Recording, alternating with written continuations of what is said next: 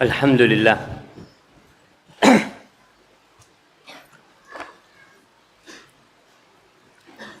Alladzi waffaqana li ta'atihi wa arsyadana ila sabili hudah. Segala puji bagi Allah Jalla Jalaluh yang telah memberikan taufiknya kepada kita untuk taat dan patuh kepadanya.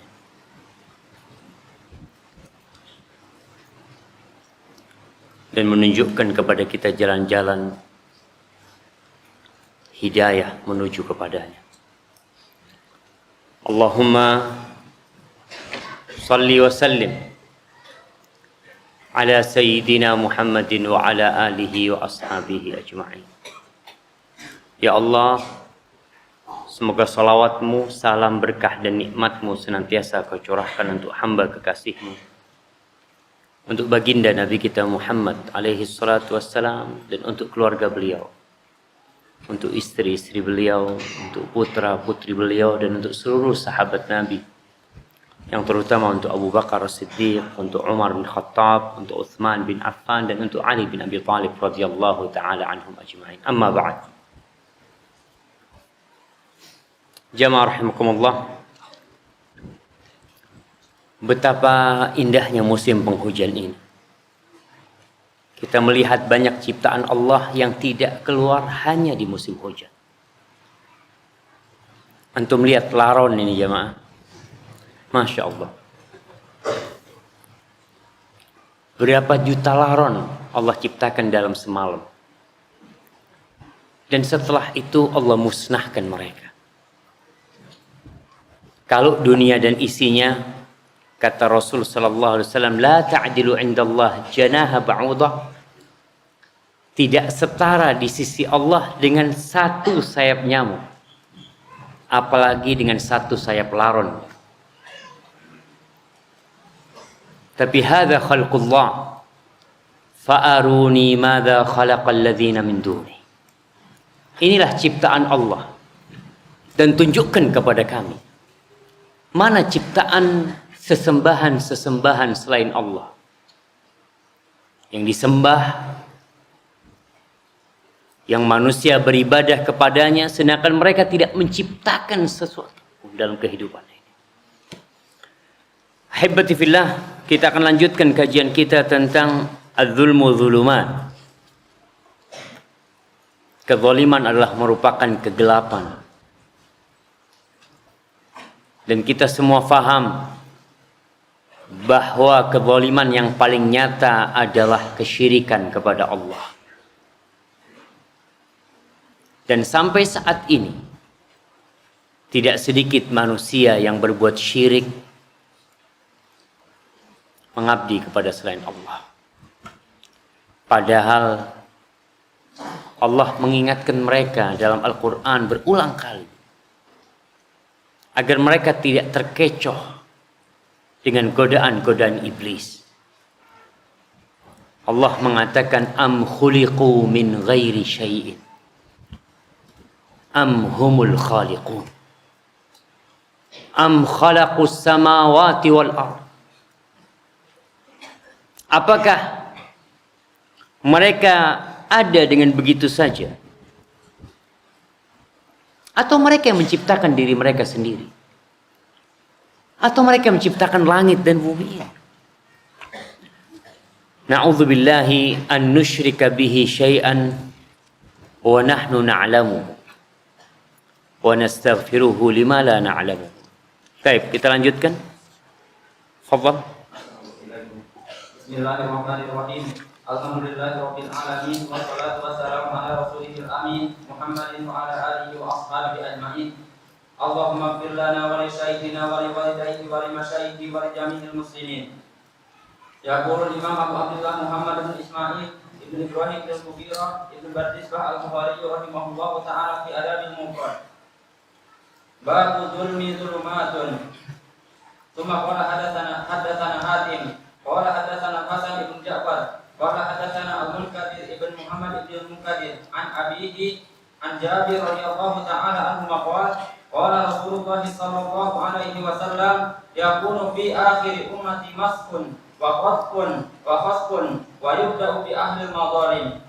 Thumma qala hadatsana Ahmad ibn Yunus qala hadatsana Abdul Aziz ibn Majishun qala akhbarani Abdullah ibn Dinar an Ibnu Umar radhiyallahu ta'ala anhuma an Nabi sallallahu alaihi wasallam qala az-zulmu dhulumatun yawmal qiyamah. Thumma qala hadatsana Musaddad wa Ishaq qala hadatsana Mu'adz qala hadatsani Abi an Qatadah an Abil Mutawakkil an-Nabi an Abi Sa'id radhiyallahu ta'ala anhu an Rasulillah sallallahu alaihi wasallam qala idza khalasa al-mu'minuna minan nari ubisu fi qantaratin bainal jannati wan nar fayataqawasunna madhalima bainahum fid dunya hatta idza nuqfu wa hutibu udina lahum bi dukhulil jannah fa walladhi nafsi Muhammadin biyadihi la ahaduhum bi mansirihi adalu minhu fid dunya. Hasbuk. Jamaah rahimakumullah. Al-Imam Bukhari menyebutkan sebuah hadis yang dhaif di sini secara sanad. Beliau mengatakan haddatsana Hatim, dan disebutkan oleh para ulama Hatim hadza la yu'raf, tidak dikenal Hatim ini. Qala haddatsana Al-Hasan ibn Ja'far, dia berkata telah mengajarkan kepada kami Al-Munkadir bin Muhammad bin Al-Munkadir dari ayahnya dari Jabir bin Abdullah Al-Ansari radhiyallahu taala anhu, dia mengatakan qala Rasulullah sallallahu alaihi wasallam yakunu fi akhir ummati maskhun, akan terjadi kelak di akhir umatku maskhun wa khasfun wa qadhfun wa khasfun. Maskhun ini taghyir surah, dirubahnya rupanya dirubah, seperti yang Allah telah lakukan kepada Bani Israel. Kalau nggak salah tadi imam kita membacakannya di rakaat kedua tentang bagaimana Bani Israel yang mereka dilarang untuk berburu ikan di hari Sabtu, tapi akhirnya mereka membuat suatu hilah, suatu siasat, tipu daya. Mereka pasang jaring di hari Jumat, ikan-ikan itu ketika Sabtu pada datang ke tepian, dan tatkala air surut ikan itu tidak bisa balik ke lautan, dan Bani Israel tidak menangkapnya pada hari Sabtu. Pada hari Jumat mereka menangkap ikan-ikan itu, lalu Allah laknat mereka, kunu qiradatan khasi. Allah jadikan mereka qiradah, kera-kera, wa khanazir, Allah jadikan mereka babi-babi. Na'udzubillah min dzalik. Akan terjadi di akhir umatku itu dirubahnya rupa. Wa qadhfun, qadhf itu dilemparinya batu dari langit. Jadi rumah-rumah yang tertimpa kadangkala. Allah jemaah kalau nggak salah tahun lalu atau 2 tahun yang lalu di Banjarnegara terjadi longsor dari gunung sebelah yang menimpa satu kampung. Mungkin semisal itu qadhf. Itu kampung itu jauh dari gunung itu, tapi bongkahan gunung itu menimpa satu kampung yang sedang mengadakan walimah kalau nggak salah, mati. Wa khasfun, khasfun itu terbelahnya bumi, kemudian ditelannya orang-orang yang di atasnya bersama rumah dan bersama harta yang mereka miliki. Wa yubda bi ahlil madzalim, dan akan dimulai dengan orang-orang yang melakukan kezaliman. Hadis ini dhaif secara sanadnya, tapi secara makna di dalam riwayat Tirmidzi Rasulullah sallallahu alaihi wasallam mengatakan akan terjadi di akhir umatku ini dirubahnya rupa mereka, dilemparinya dengan batu dari langit kepada mereka, kemudian ditelannya mereka oleh bumi. Kapan? Rasul sallallahu alaihi wasallam mengatakan idza zaharatil qainat wal ma'azif wa syuribatil khumur. Apabila ada 3 hal. Yang pertama, bila muncul biduan-biduan. Apa artinya biduan? Nah, penyanyi perempuan. Nah, biduan-biduan. Dan nampak sekarang. Allahu Akbar. Di kampung-kampung. Mereka kalau punya acara, punya hajatan, ngundang siapa? Ngundang siapa jemaah? Biduan. Penyanyi-penyanyi dangdut dengan goyangnya yang goyang gergaji. Allah jemaah. Entah anda nggak tahu kenapa disebut goyang gergaji, apa karena kayak gergaji gitu jemaah ya. Ada yang goyang apa lagi? Hah? Dombrek. Allahu Akbar. Dan itu di hajatan-hajatan mereka. Mereka mengadakan seperti itu. Pernah di kampung kita mereka mengadakan acara 17-an Agustus kalau nggak salah, atau selain itu acara itu yang diundang bukan perempuan tapi bencong. Dan mereka tersenyum, tertawa, berbahagia, nggak pernah takut azab Allah turun kepada mereka. Dan itu sudah nampak dengan jelas sekali. Biduan-biduan ini di segala tempatnya. Tempat-tempat kemaksiatan merajalela. Wal ma'azif, dan nampak musik-musik, alat-alat musik. Dulu mungkin alat-alat musik sangat sedikit di masa Rasul sallallahu alaihi wasallam. Sudah ada. Sejak zaman Fir'aun sudah ada tuh alat-alat musik. Tapi nampak dengan jelas di akhir zaman. Bahkan di sekolah-sekolah mereka diajarin musik. Dijauhkan dari mengingat Allah Jalla Jalla. Tidak membuat mereka lebih dekat kepada Allah. Kalau kita melihat, ya, kita ingin memiliki anak bangsa yang berkarakter. Tapi bagaimana mereka akan berkarakter tatkala mereka lupa dengan pencipta mereka? Wa minan nasi man yashri lahwal hadith, man yashtari lahwal hadith. Man yashtari lahwal hadith. Untuk apa? Wa yattakhidha huzwa. Kaifa al-ayah jamaah? Wa minan nasi man yashtari lahwal hadith liyudilla an sabilillah. Tuh ada orang-orang yang beli dia jamaah. Ucapan-ucapan yang tidak berguna. Disebutkan oleh Abdullah bin Mas'ud, yang dimaksud adalah al-ghina, lagu-lagu itu.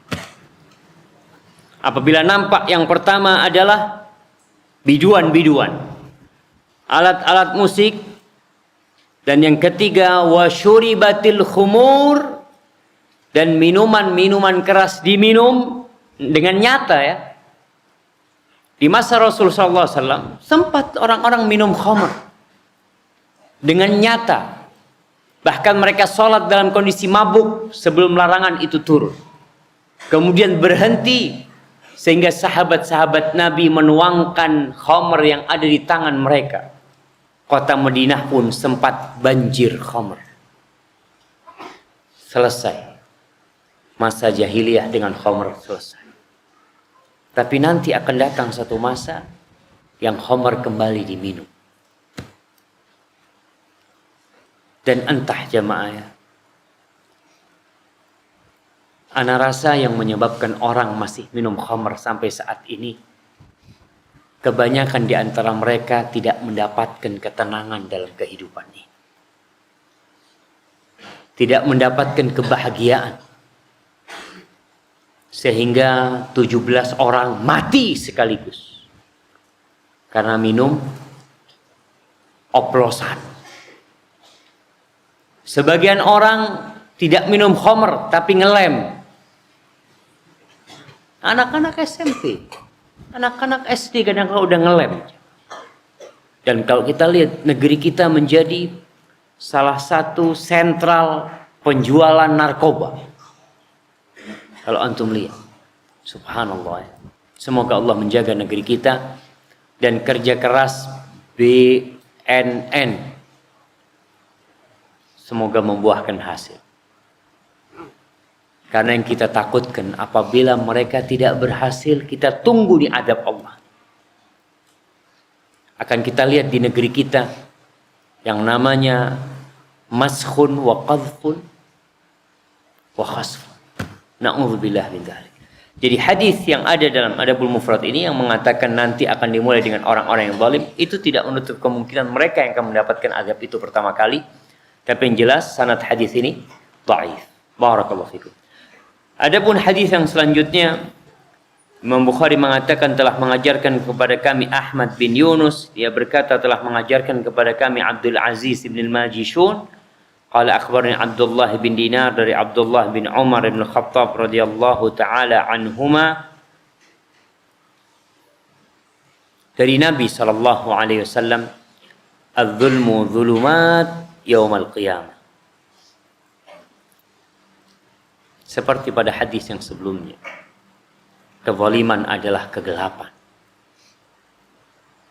Orang itu akan hidup gelap di dunia ini gara-gara kezaliman dia. Dan tidak sedikit yang orang-orang yang berbuat zalim, dia merasakan kegelapan hidup dia di sini. Yang mengambil hartanya orang, yang makan hartanya anak yatim, yang mindah patok tanah. Hidup mereka sengsara. Dan di antara bentuk kezaliman yang banyak di negeri kita, riba. Pelaku riba tuh dipikir dia tidak berbuat zalim tuh. Dia sita rumah orang. Orang punya utang 30 juta, Masya Allah. Ada seorang polisi bercerita, subhanallah. Dia datang, Ustaz, ana bingung Ustaz. Ana baru saja mengeksekusi sebuah rumah. Orang itu sudah mati Ustaz. Punya utang 30 juta. Udah berapa tahun yang lalu. Itu keluarganya harus keluar dari rumahnya Ustaz. Karena sekarang utangnya sudah 175 atau 135 dari 30 juta. Siapa yang mengatakan bank-bank itu tidak ad'afan mudha'afah? Kau lihat realita mereka. Makanya disebut orang-orang yang meminjamkan uang itu apa? Lintah darat. Kalau lintah jamaah, lintah air tuh, apa yang dia lakukan? Dia nyedot darah kita, ketika sudah kenyang dia lepas. Tapi kalau lintah darat, dia sedot darah kita sampai kita yang mati. Dia tidak pernah merasakan kepuasan. Berbeda dengan lintah air. Ada masanya dia harus melepas dirinya. Karena udah kenyang. Tapi lintah darat lah. Dan itu satu kezaliman yang na'udzubillah. Di dalam riwayat Ahmad ditambahkan, ya ayuhan nas ittaqudz zulm. Dalam riwayat Imam Ahmad disebutkan, wahai manusia, takutlah kalian kepada kezaliman. Ittaqudz zulm. Jadikan antara kalian dengan kezaliman itu satu tameng yang menyebabkan kalian tidak melakukan kezaliman. Wa fi riwayah iyyakum wadz-zulm. Hindari kezaliman. Kita udah bahas tuh kezaliman. Dan di antara bentuk kezaliman yang paling berat kata Muharib, selain yang kita bicarakan tentang kesyirikan, adlamun nas man zalama li ghairihi. Manusia yang paling zalim adalah yang menzalimin orang lain. Kita ini diciptakan sama dari tanah. Tidak ada perbedaan di antara kita. Tapi orang-orang yang melakukan kezaliman karena dia merasa lebih kuat dari yang lain. Baik. Hadis yang selanjutnya. Imam Bukhari mengatakan telah mengajarkan kepada kami Musaddad wa Ishaq. Keduanya berkata telah mengajarkan kepada kami Mu'ad. Dia berkata telah mengajarkan kepadaku ayahku. Dari Qatadah ibn Da'am as-Sadusi. Dari Abil Mutawakkil An-Naji. Ini tabi'in meriwayatkan dari tabi'in. Dari Abi Sa'id Al-Khudri radhiyallahu ta'ala anhu. Dari Rasulullah sallallahu alaihi wasallam. Beliau bersabda, "Idza khalasal mu'minun minan nar." Apabila orang-orang yang beriman telah selamat dari api neraka. Kita tahu jamaah dahsyatnya api neraka. Allah mengatakan, "Waji'a yawma idzin bi jahannam yawma idzin yatadhakkarul insan wa anna lahu dzikr." Pada hari itu didatangkan neraka jahanam, Tatkala manusia sudah berada di padang mahsyar, yu'ta bi jahannam laha sab'una alfi zimam wa ma'a kulli zimamin sab'una alfi malak. Akan didatangkan neraka jahanam diseret jamaah. Neraka jahanam itu memiliki 70.000 tali kekang. Dengan setiap tali kekang itu ada 70.000 malaikat yang menyeretnya. Pada hari itu manusia mengingat. Ingat dengan dosa-dosanya. Ingat kalau dia sudah harus masuk neraka. Ingat tentang kebesaran Allah. Wa anna lahu dzikra. Yaqulu ya laitani qaddamtu li hayati. Dia mengatakan, andai kata di masa aku hidup, aku berbuat amal kebajikan. Aku menabung amal soleh. Aku tidak menzalimin manusia.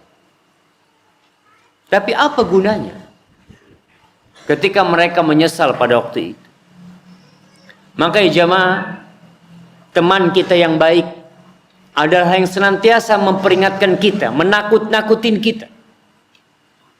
Jangan hati-hati, kau nggak boleh kayak gitu, haram yang itu. Ittaqillah, ittaqin nar. Terus nakut-nakutin. Itu lebih baik sehingga engkau siap-siap menghadapi ancaman tersebut. Daripada sahib yang senantiasa memudah-mudahkan urusan. Aduhlah, jangan terlalu berlebih-lebihan. Allah Ghafurur Rahim. Allah mengatakan wa rahmati wasi'at kulla syai'. Rahmatku meliputi segala sesuatu. Dan semua orang akan melewati neraka. Allah sudah menetapkan hal itu. Allah mengatakan, wa in minkum illa wariduha. Kana ala rabbika hatman maqdiya. Thumma nunajjil ladzina ittaqaw wa nadharu adh-dhalimina fiha jithiya. Kata Allah, tidak ada satupun di antara kalian kecuali akan melewatinya. Semuanya akan melewati jemaah.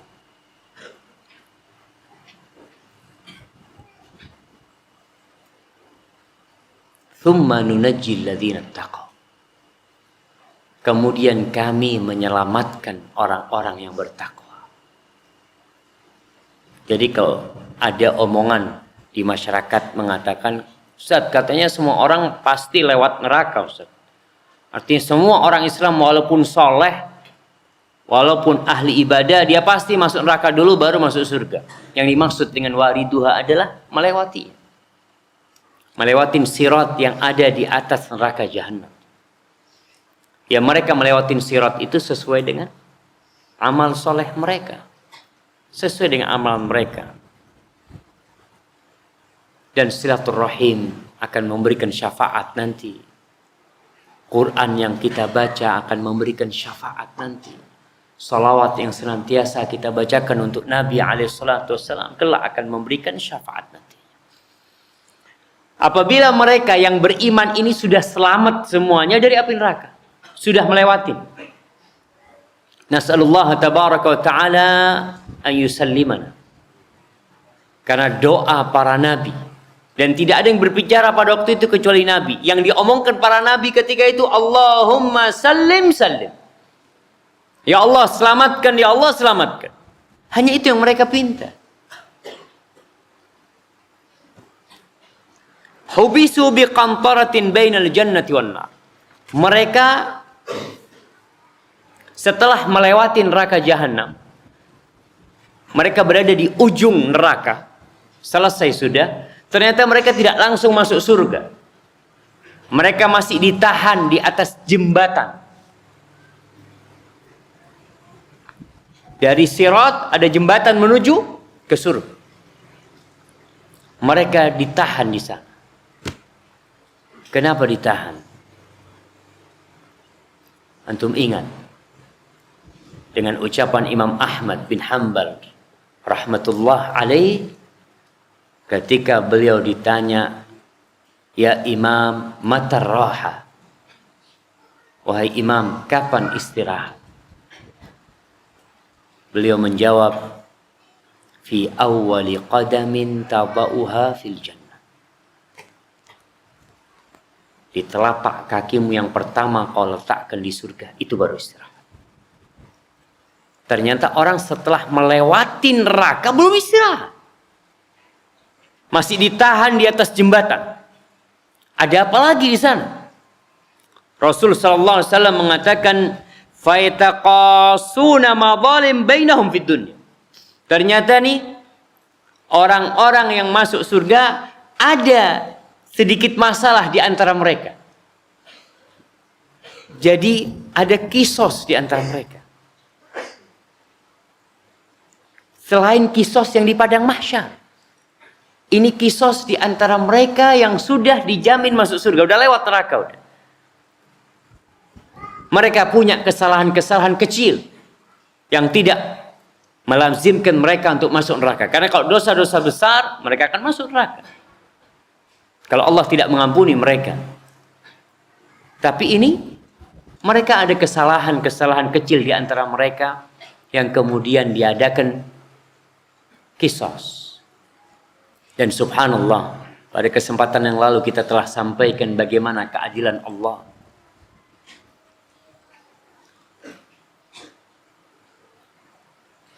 Kata Nabi SAW, hatta idza nuqqu wa hudzibu. Sampai ketika mereka dibersihkan dan disucikan. Nggak ada lagi dosanya sudah. Di hati mereka tidak ada lagi rasa dengki. Karena ingat, orang-orang tidak akan masuk surga kecuali rasa dengki di hati mereka, rasa sakit hati di antara mereka telah dicabut. Allah mengatakan, wa naza'na ma fi sudurihim min ghillin ikhwanan ala sururin mutaqabilin. Wa naza'na, dan kami cabut apa yang ada dalam dada mereka dari sifat dengki, ada rasa dengki. Oleh karena itu kenapa ada sebagian ulama yang mengatakan ghil, iri, dengki ini itu seperti pohon yang ada di dalam hati manusia. Akarnya masuk ke dalam hati. Dia nggak bisa dicabut di dunia. Tapi hanya bisa dipangkas. Dipotong.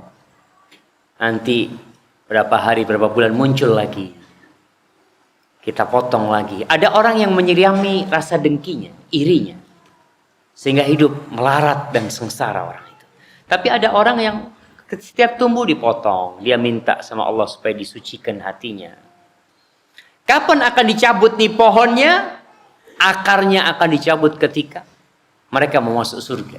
Di sini nih, di qantarah. Di jembatan antara neraka jahanam sama surga itu, di situ dibersihkan mereka. Ketika mereka kisos, sebagian ulama mengatakan mereka saling memaafkan pada waktu itu, selesai sudah. Karena mereka tahu mau masuk surga, ada apa ribut sama saudara yang sudah, udah dimaafin semuanya sudah. Mereka masuk surga bareng-bareng. Itu ketika itu terjadi, udzina lahum bidukhulil jannah. Mereka dipersilahkan untuk masuk surga. Apakah mereka bisa sembarangan masuk surga? La.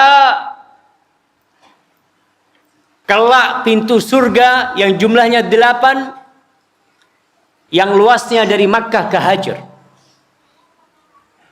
itu ya'ti yaumal qiyamah fa idza bihi kadhib minaz ziham. Penuh dengan manusia. Jadi mereka diizinkan masuk surga, meninggalkan kontorah itu menuju ke pintu surga yang 8. Tapi mereka belum bisa masuk surga. Karena malaikat yang menjaga pintu surga tidak membukakan buat mereka. Dalam riwayat-riwayat disebutkan nama malaikat itu adalah Ridwan.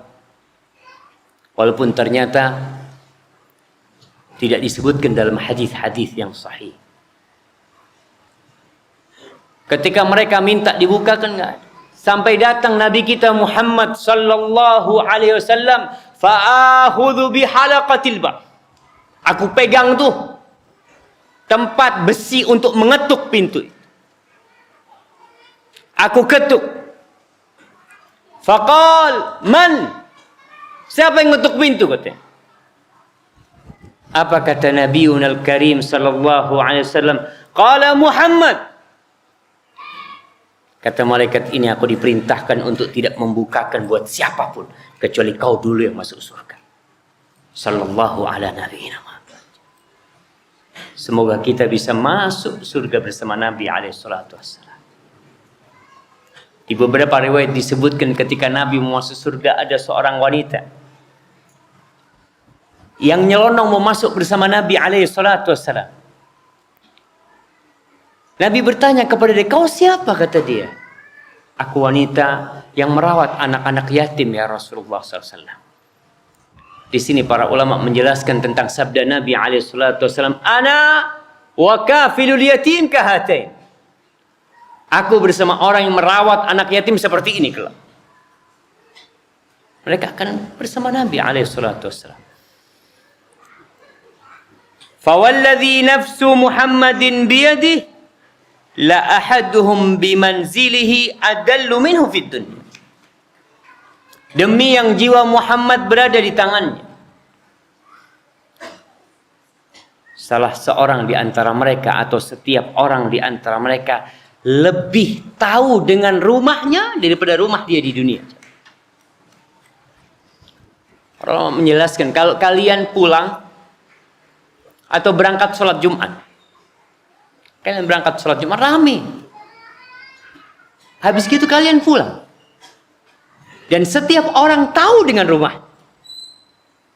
Begitu pula dengan rumah dia di surga. Allah menjelaskan, sayahdihim wa yuslihu balahum wa yudkhiluhumul jannata arrafaha lahum. Mereka akan masuk surga yang mereka udah tahu. Jadi jamaah, kalau orang itu masuk ke rumah mewah tapi nggak tahu di mana toiletnya, di mana tempat makannya, kamarnya ada berapa, di mana ruang tamunya, dia harus cari tahu. Tapi mereka nih masuk surga lebih tahu dengan rumah mereka di dunia daripada rumah mereka di surga. Mereka lebih mengerti dengan rumah mereka di surga, jemaah. Ini salah satu karunia Allah Jalla Jalaluh kepada orang-orang yang beriman, jemaah.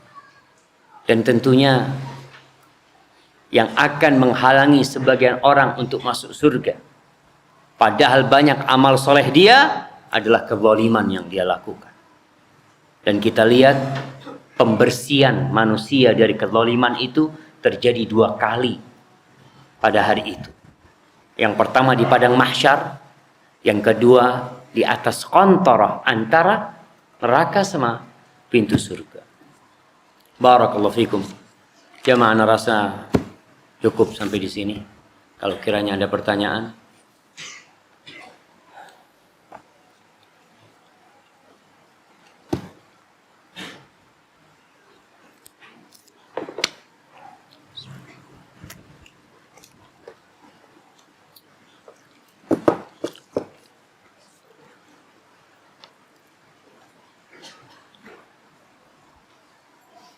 Nah,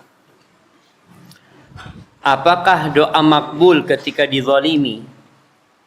Seseorang bisa kita gunakan untuk mendoakan untuk kebaikan diri sendiri, atau hanya makbul untuk orang yang menzalimi kita saja? Paham maksudnya jemaah? Dia dizalimi oleh fulan, lalu dia berdoa, ya Allah aku minta mobil ya Allah. Dia nggak minta supaya yang menzalimi itu mendapatkan azab. Wallahu a'lam bishawab. Tapi dalam hadis-hadis itu yang disebutkan oleh Nabi SAW kepada Mu'ad bin Jabal, ittaqi da'watil mazlum. Artinya kau Mu'ad, takutlah kepada doanya orang yang dizalimi. Artinya kita yang berbuat zalim disuruh takut kepada doanya orang yang kita zalimi. Fa innahu laisa bainaha wa bainallah hijab. Karena doa itu tidak ada antara dia dengan Allah hijab. Jadi dari hadis itu bisa dipahami bahwasanya doa dia kepada orang yang menzalimi. Tapi kalau dia umpamanya mau mendoakan kebaikan, fadhal. Buat orang yang menzalimi. Disebutkan dalam beberapa buku kisah Abdullah bin Mas'ud radhiyallahu taala anhu ketika dicopet duitnya di pasar. Dia mau bayar, duitnya nggak ada. Orang-orang pada melaknat pencuri itu. Kata Allahu ya dasarik, mulai dipotong tuh tangannya orang yang mencuri itu. Apa kata Abdullah bin Mas'ud? Allahumma in kana akhadaha an hajah fabarik lahu. Ya Allah, kalau orang itu memang ngambil karena keperluan dia, berilah barokah di dia yang diambil itu. Wa in kana akhadaha an fisq atau an jurm. Kalau dia ngambilnya itu karena memang dia suka melakukan dosa, maka jadikan ini pencurian terakhir dia. Barakallahu fikum.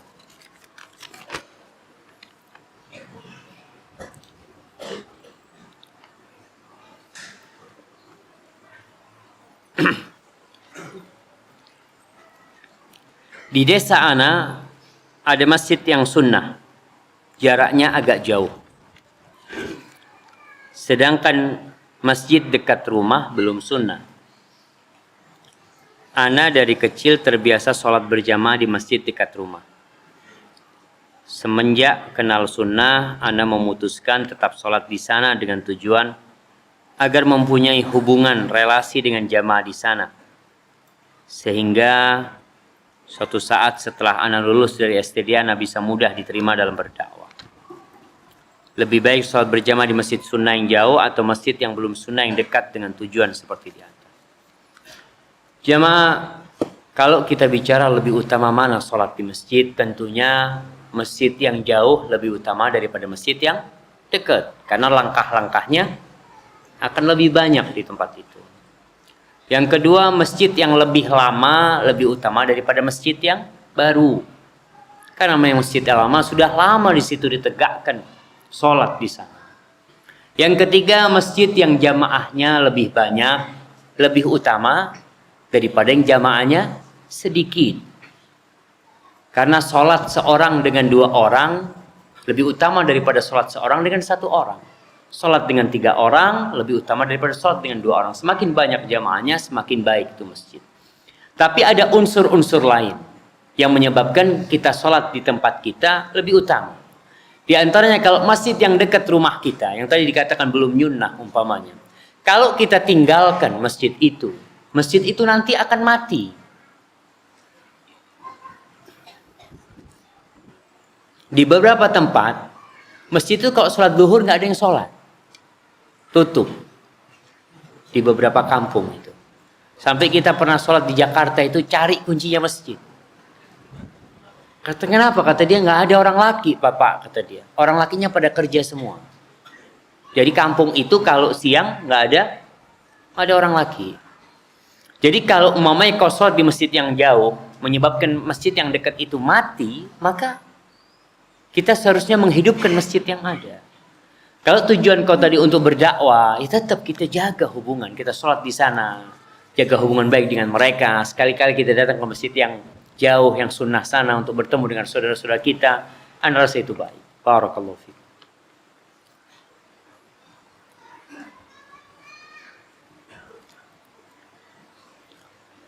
Berkaitan tema pekan lalu, bab poin zalim terhadap diri sendiri dengan berbuat syirik. Apakah diampuni apabila orang berbuat syirik dan belum sempat bertaubat ia meninggal, namun ia didoakan atau dimohonkan ampun oleh anak-anaknya untuk orang tuanya, mengingat doa para orang tua atau orang tuanya, mengingat doa para orang tua pada anak merupakan doa mustajab dan bekal amal saat seorang itu meninggal. Jazakallah khairan. Baik, berkaitan dengan orang yang melakukan kesyirikan jamaah, nyata dia melakukan kesyirikan, maka tidak ada ampunan buat orang itu. Apa firman Allah? Siapa yang ingat? 70 marrah. Ada ayat yang mengatakan fala yaghfirallahu lahu. Man yadhkurul ayat syurah. La takum ala qabrihi abada. Aina hufadhuna ya syabab? Mana yang hafal Quran ini? Dibantu Ustaz. Nah, akhirnya kita harus nyontek jemaah. Antum gak ada yang mengingatkan anak? Isyil ayah.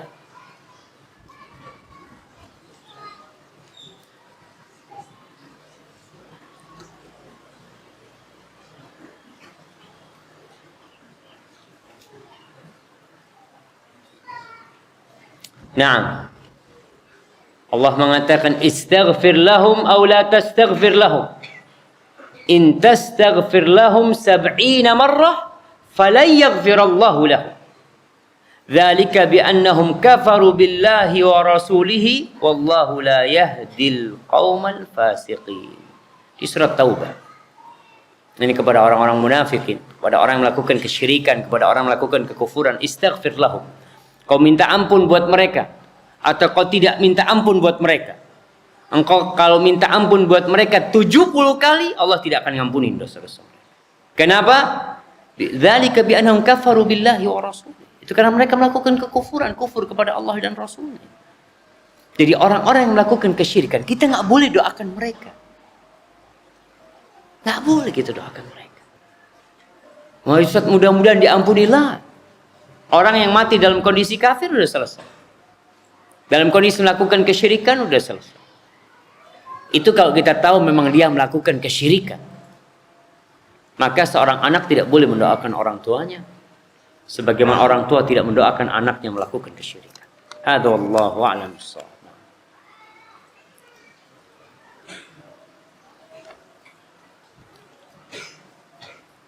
Nah, maaf di luar tema Ustaz. Anak ingin menanyakan apakah kita juga wajib menjawab salam yang salamnya itu enggak fasih. Seperti yang mungkin biasa kita dengar sebagian orang mengatakan Assalamualaikum atau Assalamualaikum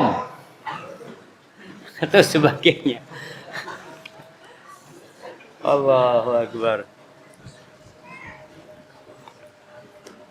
Ya jemaah, ini perlu diluruskan sebenarnya. Karena assalam itu nama dari nama-nama Allah. Yang nggak boleh kita ringkas. Mamanya kalau mengatakan Assalamualaikum, dia mungkin ingin mengatakan Assalamualaikum, yakin anak. Cuma mungkin nggak terbiasa. Ya antum jawablah atas niat dia. Insyaallah niat dia itu Assalamualaikum, mungkin karena lidahnya nggak fasih tadi. Kadangkala kalau kita mengatakan Assalamualaikum, Apa jawabannya? Hah? Salam gitu dia, salam doang dia. Kadang-kala ikum dia jawabannya. Nah, ya kita perlu. Kenapa ini terjadi? Karena mereka orang-orang yang jarang salam. Kalau dia salam dalam sholatnya, insya Allah sahih. Nggak mungkin dia ketika sholat mengatakan Assalamualaikum. Assalamualaikum. Kayaknya nggak mungkin jamaah. Mesti dia mengatakan Assalamualaikum. Tapi ketika salam kepada orang dia pikir nggak sama dengan salam waktu sholat. Padahal satu sebenarnya. Maka perlu untuk jawab, mengatakan Waalaikumsalam supaya terbiasa dia dengar salam itu kupingnya nanti. Barakallahu fikum.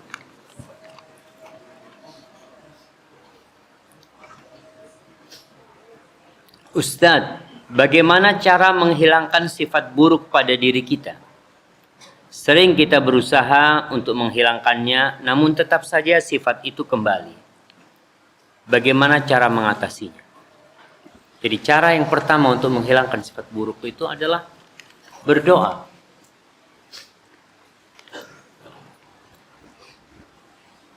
Allah mengatakan ud'uni astajib lakum. Maka kau perlu berdoa memohon kepada Allah agar sifat buruk itu dihilangkan. Di antara doa yang dibaca oleh Nabi SAW, beliau mengatakan Allahumma hdini li ahsanil akhlaq la yahdi li ahsaniha illa anta wasrif anni sayyi'al akhlaq la yasrifu anni sayyi'aha illa anta. Doa Nabi juga Allahumma ati nafsi taqwaha wa zakkiha anta khairu man zakkaha anta waliyuha maulah. Yang kedua, berjuang, berusaha. Al-ilmu bit-ta'allum wal-hilmu bit-tahallum. Ilmu itu dengan belajar. Kau lihat orang-orang yang awalnya tidak bisa main bola, tapi lama-kelamaan dia pandai main bola. Karena dia berlatih. Sebagian orang yang kurus badannya atau yang gemuk badannya, kemudian dia berusaha sekuat tenaga, diet yang gemuk tahu-tahu jadi kurus. Yang kurus tahu-tahu jadi perkasa. Kenapa? Karena dia berlatih. Ada sesuatu yang dia lakukan. Kemudian yang ketiga, sahib, teman, lingkungan. Kadangkala kau kembali kepada sifat buruk itu karena kau kembali kepada lingkungan yang membuat engkau berlaku buruk. Maka perlu kita berdoa, berusaha, dan jangan putus asa. Jangan mengatakan aku kayaknya nggak mungkin berubah. Kau bisa berubah atas bantuan Allah Jalla Jalla. Barakallahu fikum. Assalamualaikum Ustaz. Semoga Ustaz selalu sehat dan semangat. Amin. Waalaikumsalam. Saya mau bertanya, Ustaz, apabila dosa syirik dapat menghapus seluruh pahala, bagaimana dengan dosa besar yang lainnya seperti zina, khamr dan lain-lainnya? Baik jemaah, berkaitan dengan zina, masih ada harapan untuk diampuni. Khamr, minum khamr, ada sebuah ancaman, sholatnya 40 hari tidak diterima. Mereka yang minum khamr, yang terus minum khamr seperti itu. Artinya memang ada dosa-dosa yang bisa menghapuskan amalan kita. Tapi syirik itu menghapuskan semua amalan kita. Gugur semua amalan kita. Itu hanya dosa syirik. Allah mengatakan yang bisa menggugurkan semua amalan kita, ya. Syirik besar. Allah mengatakan la in asyrakta la yahbatanna amalu wa la takunanna minal khasirin. Andai kata engkau melakukan kesyirikan, maka semua amalanmu akan gugur dan kau akan menjadi orang-orang yang merugi. Allah mengatakan wa qadimna ila ma amilu min amalin faja'alnahu haba'an manthura. Amal mereka seperti debu yang berterbangan karena mereka melakukan kesyirikan. Maka syirik ini satu-satunya dosa yang na'udzubillah min dzalik ya. Kita berlindung kepada Allah dari semua dosa besar dan dosa kecil, terutama dosa syirik ini.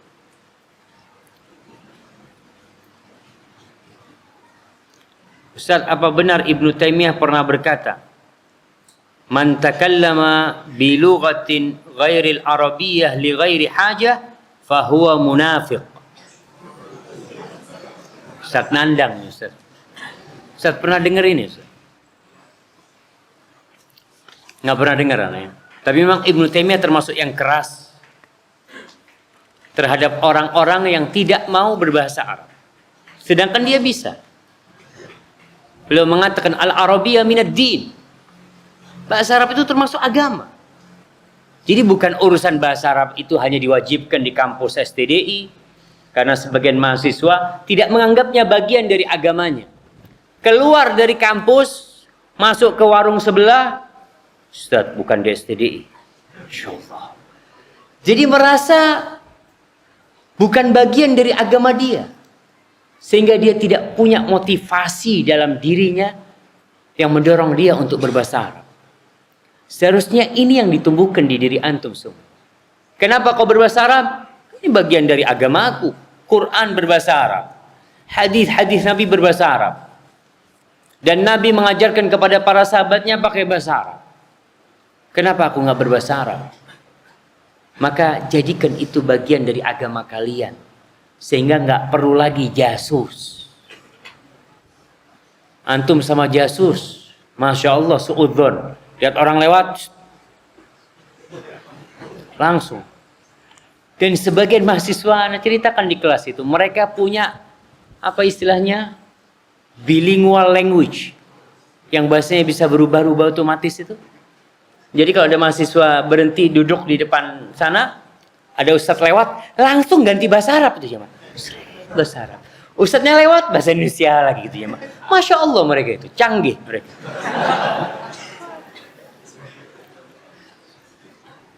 Nah, apakah termasuk kezaliman mahasiswa yang menggunakan barang orang lain tanpa seizin dan dikembalikan dalam jangka waktu yang lama? Berkaitan dengan urusan sama sohib.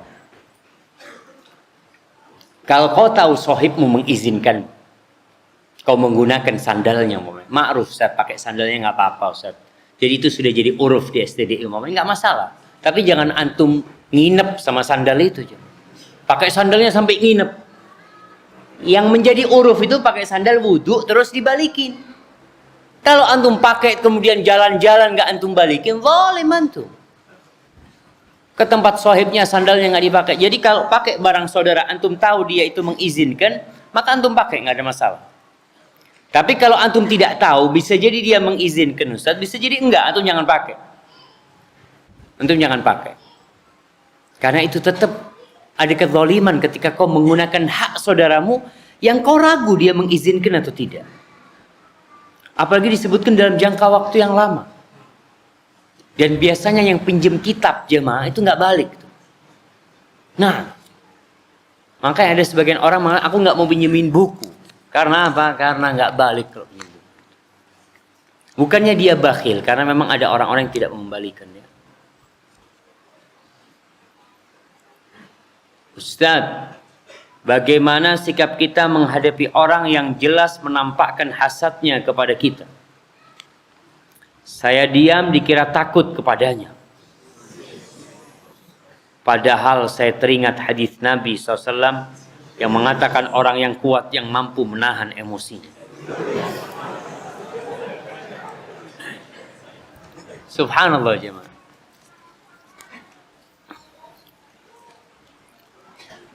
Allah sudah memberikan arahan kepada kita bagaimana menghadapi orang-orang yang bersikap buruk kepada kita.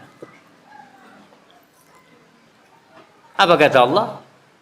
Idfa' billati hiya ahsan. Balaslah dengan yang lebih baik. Jadi bukan hanya menahan emosi. Iya. Menahan emosi itu adalah langkah pertamanya. Makanya Allah mengatakan ketika menyebutkan orang-orang yang bertakwa, apa sifat mereka? Wal kadhiminal ghaiz. Mereka orang-orang yang suka menahan emosinya. Wal afina 'anil nas. Dari menahan emosi, mereka naik ke tingkatan selanjutnya, memaafkan orang. Antum maafkan. Tambah lagi nih, Wallahu yuhibbul muhsinin. Allah cinta kepada orang yang suka berbuat baik. Antum bukan hanya memaafkan, tapi malah membalas dengan kebaikan. Jadi kalau tadi ada orang yang hasud, melawan orang yang hasad ini adalah dengan cara tidak meladeninya.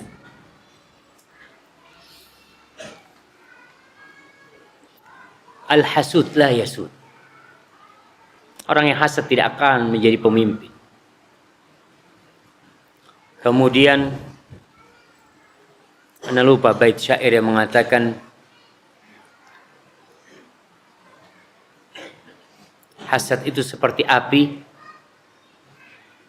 yang kalau dia dibiarkan maka dia akan memakan dirinya sendiri. Jadi antum menghadapi orang yang hasad ini, antum biarin, antum baikin dia, antum senyum sama dia. Dia tambah marah kepada antum, antum tambah baik sama dia. Apa yang akan terjadi? Dia akan malu sendiri. Dan hasad itu tidak membahayakan engkau, membahayakan diri dia sendiri. Apalagi kau sudah punya ilmu nih tadi. Salah satu yang membuat kita berubah itu ilmu. Ilmu orang yang tadi bertanya ini bermanfaat insya Allah.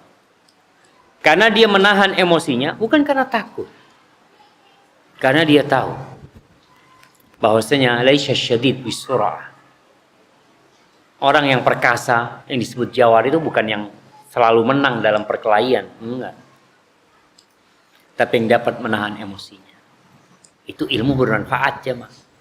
Tapi kalau antum tahu hadis itu tapi masih emosinya tinggi, tahu ayat penghuni surga itu wal kadhiminal ghaiz, antum masih saja tidak menahan emosi antum, maka hati-hati. Bisa jadi ilmu yang antum pelajari termasuk ilmu la yanfa'. Ilmu yang tidak bermanfaat. Kasar masih orangnya. Belajar arif tapi tetap kasar. Maka hati-hati, ilmu kita nggak bermanfaat. Hadza wallahu a'lam bissawab. Ana rasa cukup sampai di sini jamaah. Subhanakallahumma wa bihamdika asyhadu an la ilaha illa anta astaghfiruka wa atubu ilaik. Wassalamualaikum warahmatullahi wabarakatuh.